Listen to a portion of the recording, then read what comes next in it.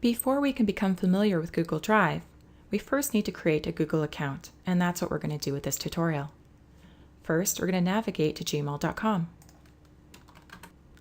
And then we're going to click on Create an Account. Now Google's asking for us to fill out this information.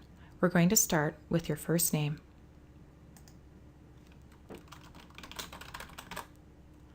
Now, if you want to get to last name, you could click in this box, or you could just press Tab on your keyboard. Next, we get to choose a username, and this part can be a bit tricky. The reason is Google already has many accounts, and we need to pick something that's unique, but that's something we'll also market ourselves well. First, I'm going to show you what happens when you pick something that already exists, such as Office Assistant. Now I'm going to click off, and there you see, someone already has that username. Well, I'm creating this account for a company called SnapPilot. So what I'm going to do is I'm going to add a period and write SnapPilot and see if this works. And click off. Let's take it as well. All right, I'm just going to try adding a number on the end. There we go. So sometimes you do need to get a bit creative to find something that isn't already taken. Next, we're going to create a password. Now, I have a couple notes I want to talk about password creation. It's important that you have a secure password because there are people out there who will try to steal your account information and then send emails on your behalf that may include viruses or be scams. So the first tip is to create a password at least 8 characters long. So for example, let's say I type pyramid. And then as that's 7 characters, I'll just add a number on the end. So right now, Google's saying that's good. I would also recommend that we can go to great and go one step further by adding another word on the end that's unrelated to the first word. There. Now Google says we have a stronger password, and this makes sense.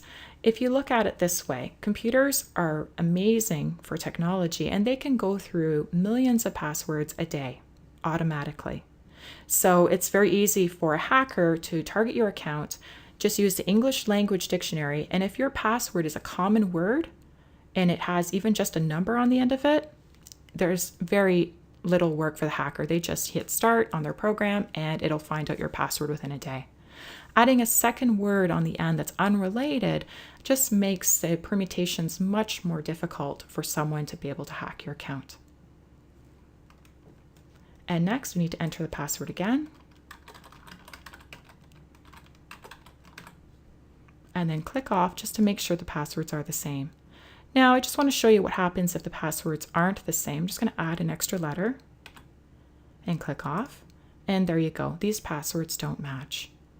This is just Google warning you. You need to make sure you remember your password. You can write it down in a safe place until it's memorized. Now I'm going to scroll down. Next, I'm just going to add a birth date, January 10, 1970, and then a gender.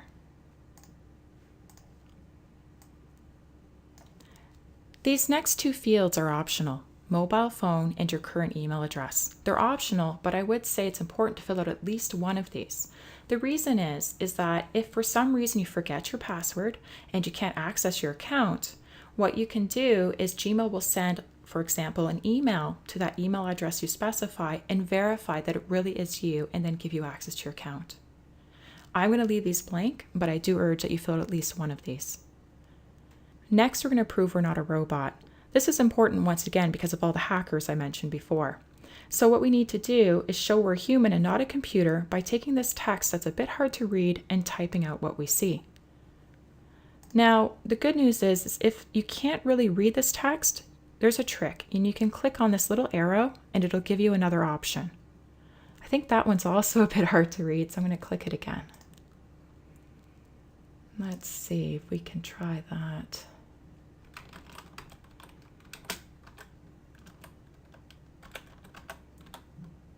Okay, I think that's what it says. If we're wrong, no worries, Google will just give us another chance. So now we're just going to click to agree to the terms of service and then click on next step. And excellent, we got that lettering right for that robot test. So here's your account. It's letting you know that the account's been created okay, and this is giving you an option if you want to add an avatar or profile image. This is important. For example, there are millions of Jennifer Davies out there, so if someone was trying to find me, an image would really help them know that they have the correct account. So if you want to add an image, you can click on Add Profile Photo. I'm going to skip that and click on Next Step.